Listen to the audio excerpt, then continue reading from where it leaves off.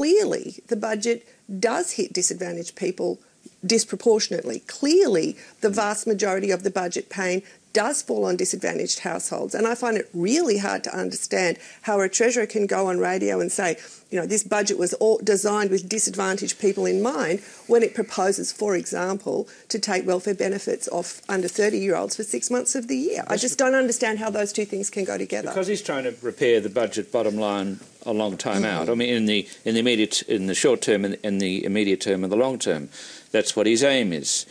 And it is also true, although it's unfashionable to say so, that at the moment, higher paid Australians carry an overwhelming burden of the taxes paid. It's called a progressive tax system. It's called a progressive tax system. We've had it for over a century, and that's how it works. But it's not. We now have a very high marginal tax rate, very high compared with other nations. Well, the government just put it up. Look, Adam Crichton in The Australian has been writing about this, and very good statistics he's come up with. It is true that those who earn more in Australia pay a very high proportion of tax, and those who earn less pay virtually no income tax. They pay some other taxes. They virtually pay no income tax. That's as it should be. Well, there comes a level when you have to work out how much higher this can go. I mean, what, should the marginal rate go to 65%?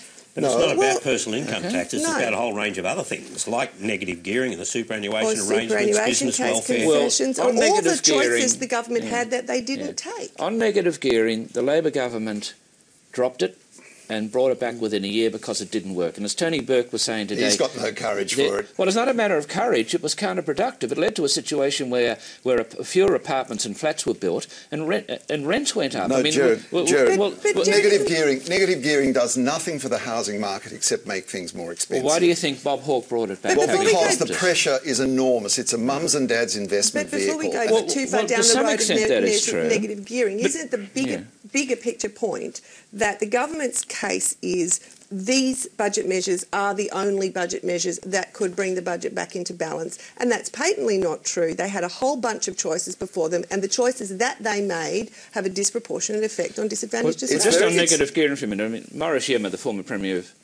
Labor Premier of New South Wales, said to me that when that was brought in, a large number of the complaints came from people in Western Sydney who were traditional Labor voters who had bought a second property somewhere. The negative gearing wilderness, let's not go into it, but the fact of the matter is it costs the nation an enormous amount of money. It has no real impact on the availability of housing. But the bigger thing here is this budget is not fair. There is hardly a commentator left in Australia, an economics, a political commentator, that isn't saying this isn't fair. And again, Kelly yesterday, very interesting, saying there's got to be a really substantial gesture of fairness introduced into this, and he named negative gearing, but he also named superannuation. Tony